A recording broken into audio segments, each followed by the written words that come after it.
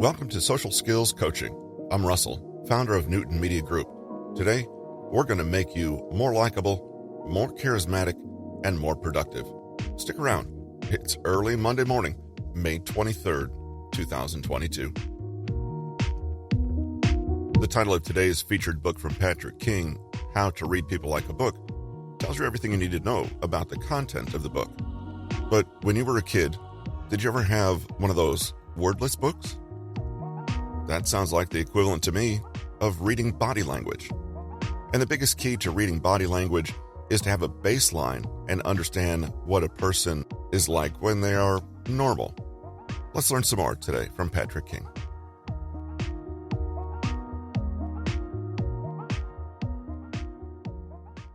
Body language, for instance, may be just as powerful a language to learn to read and comprehend as facial expressions. After all, the face is simply a part of the body. Why focus on just one part when people's postures and general movements can speak just as eloquently? Ex-FBI agent Joe Navarro is generally considered an authority in this field and has used his experience to teach others about the wealth of information people share without ever opening their mouths, i.e., what he calls nonverbal communication.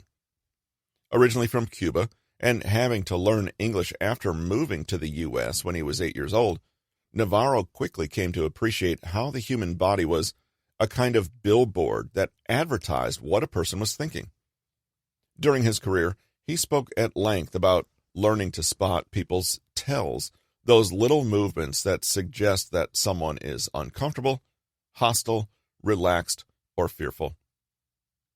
As with facial expressions, these tells may hint at deceit or lies, but primarily indicate that someone is uncomfortable or that there is a discrepancy between what's felt and what's expressed. Armed with an understanding of how body language works, we can not only open up new channels on which to communicate with others, but pay attention to our own bodies and the messages we may be unwittingly sending to others.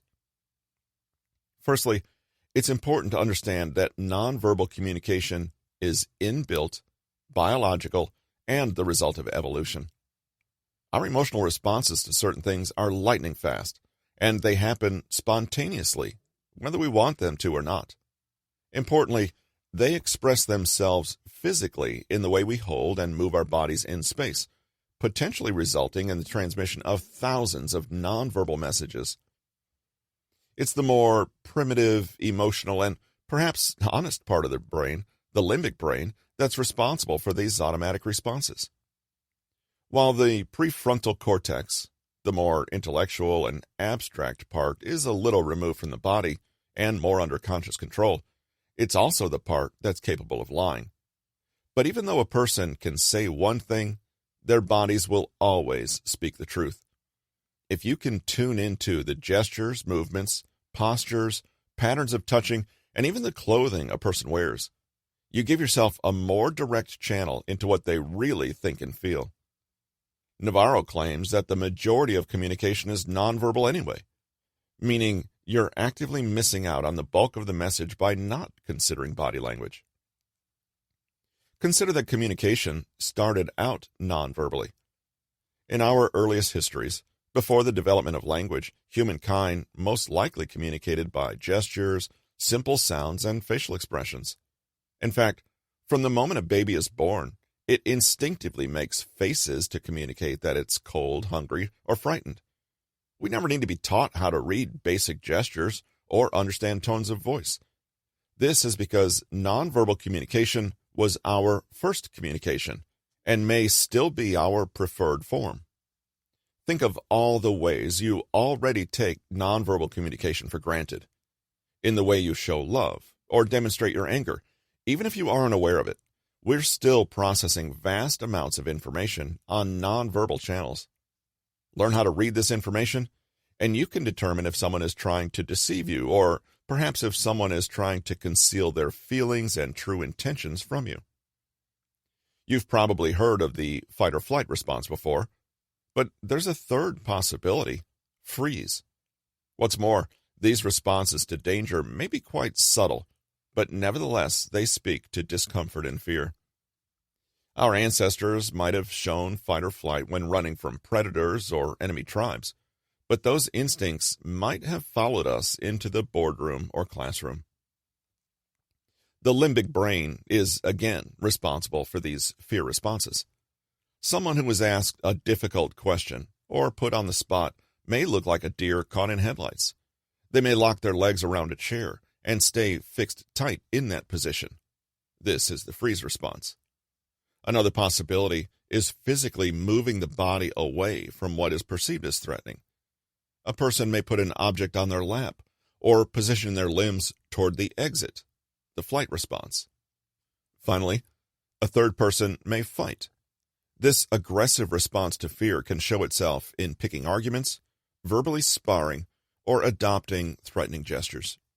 In fact, the more competent you become at reading nonverbal signals, the more you may come to appreciate how fundamentally physical they are and how much they speak to our shared evolutionary history. In the past, we might have literally fended off an attack with certain gestures, or indeed set out to attack another with very obvious movements and expressions. These days, our world is very abstract, and the things that threaten us are more verbal and conceptual. But the old machinery for expression, fear, aggression, curiosity, etc., is all still there, only perhaps expressed a little more subtly. Let's consider what are called pacifying behaviors. These can offer a key insight into someone who is feeling stressed, unsure, or threatened. Essentially, a pacifying behavior is what it sounds like: the unconscious attempt to self-soothe in the face of some perceived threat. When we feel stressed, our limbic brain may compel us to make little gestures designed to calm us. Touching the forehead, rubbing the neck, fiddling with hair, or wringing the hands are all behaviors intended to soothe stress. The neck is a vulnerable area of the body, but one that is relatively exposed. Consider how aggressive people go for the jugular, and you understand how the throat and neck can be unconsciously felt to be an area open for fatal attack. It makes sense, then, that someone unconsciously covering or stroking this area is expressing their struggle, emotional discomfort, or insecurity. Men may use this gesture more often than women. Men may fidget with their ties or squeeze the top of the neck, while women may put the fingers to the suprasternal notch, the indent between the collarbones, or play nervously with a necklace. Pay attention to this behavior, and you'll notice how it reveals someone's fears and insecurities in real time. Someone might say something a little aggressive, and another person responds by leaning back slightly, crossing the arms, and putting one hand up to the throat. Notice this in real time, and you can infer that this particular statement has aroused some fear and uncertainty. Similarly, rubbing or touching the forehead or temples can signal emotional distress or overwhelm. A quick tap with the fingers may reveal a momentary feeling of stress, whereas a prolonged cradling of the head in both hands can spell extreme distress. In fact, you can consider any cradling, stroking, or rubbing movement as the physical clue of a person's need to self-pacify. This could mean touching cheeks when the person feels nervous or frightened, rubbing or licking the lips, massaging the earlobes, or running the fingers through the hair or beard. Pacifying behaviors are not just things like stroking or rubbing, though. Puffing out the cheeks and exhaling loudly is also a gesture that releases considerable stress. Have you ever noticed how many people do this after hearing bad news or narrowly escaping an accident? An unexpected stress release response is yawning. Rather than indicating boredom, the body's sudden attempt to draw in more oxygen during stressful times is even seen in other animals. Leg cleansing is another, and it entails wiping down the legs as though to wash them or brush off dust. This can be missed if it's hidden under a table, but if you can notice it, it's a strong indication of an attempt to self-soothe during stressful moments. Ventilating is another behavior you may not pay much attention to. Notice someone pulling their shirt collar away from their neck or tossing the hair away from the shoulders as though to cool off. They're likely experiencing discomfort or tension. Though this might be literally because of an uncomfortable environment, it's more likely a response to inner tension and stress that needs cooling off. One of the most obvious forms of pacifying behavior looks exactly like what a mother might do to a young child to soothe them, cradling and hugging one's own body or rubbing the shoulders as though to ward off a chill all suggest a person who feels under threat, worried, or overwhelmed. These gestures are an unconscious way to protect the body. This is an important underlying principle across all of body language theory, that limbs and gestures may signal unconscious attempts to protect and defend the body.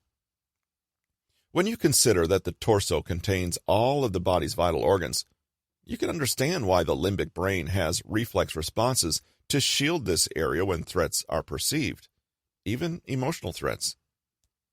Someone who is highly unresponsive to a request or feels attacked or criticized may cross their arms as if to say, "Back off." Raising the arms to the chest during an argument is a classic blocking gesture, almost as if the words being exchanged were literally thrown, causing an unconscious reflex to fend them off. On a similar note, slumping loose arms can indicate defeat, disappointment, or despair. It's as though the body is physically broadcasting the non-physical sentiment of, "I can't do this. I don't know what to do. I give up." Let's take it further. Imagine someone standing over a desk, arms spread wide. Aren't you immediately reminded of an animal claiming territory? Wide, expansive gestures signal confidence, assertiveness, and even dominance. If a person is standing with arms akimbo, they leave their torso exposed. This is a powerful way to communicate that they are confident in taking up room and don't feel threatened or unsure in the least.